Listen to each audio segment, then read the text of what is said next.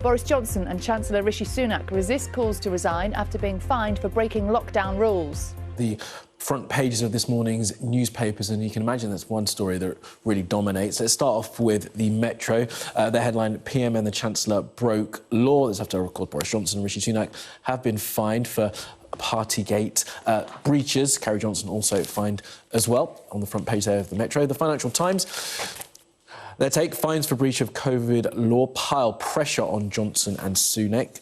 That pressure is there, but both men have said they are not going to quit. As the Eye picks up, PM refuses to quit and faces new party fines. Of course, 50 fines have been issued. We don't know who has got all the fines, so we'll find out in the coming days. The Daily Telegraph, a picture of Boris Johnson as he gave his apology speech yesterday from Chequers, and a quote there, "People have the right to expect better." Well, the Times picks up on the fact that Boris Johnson said he will not be quitting over those fines. Guardian, same take. I broke my own law, but I refuse to go. Daily Mail has a slightly different take on it.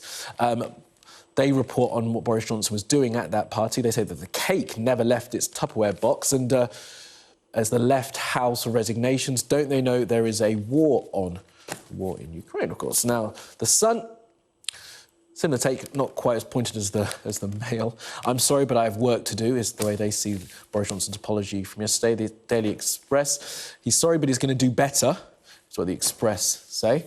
The Mirror, though, led by liars and lawbreakers, is how they see it. And they also adding that both men refuse to resign. And it's the same picture on the front page of the Star, but as you can see, it's been photoshopped heavily, I think, with Pinocchio noses for both men. For the first time in a long time, the front pages of the papers this morning not dominated by Ukraine, but instead by Partygate. Should we have a look at the front pages? Yeah, we can see there the front page of the Mirror. The headline, led by liars and lawbreakers. The Mirror says the country, describing the number of people in the government who've been fined as shameful. The Daily Mail criticising those who are calling for the PM's resignation, though, asking, don't they know there's a war on? The paper reporting that Mr Johnson attended that birthday gathering that we've been talking about for just 9 minutes, and that his birthday cake never left its box. The Mail suggesting it's an overreaction to call for resignations at this stage.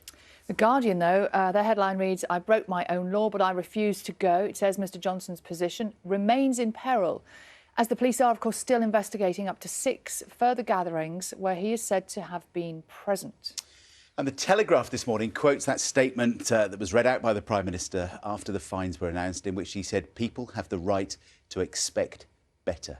It also lists a number of Tory MPs who've withdrawn their earlier calls for him to resign.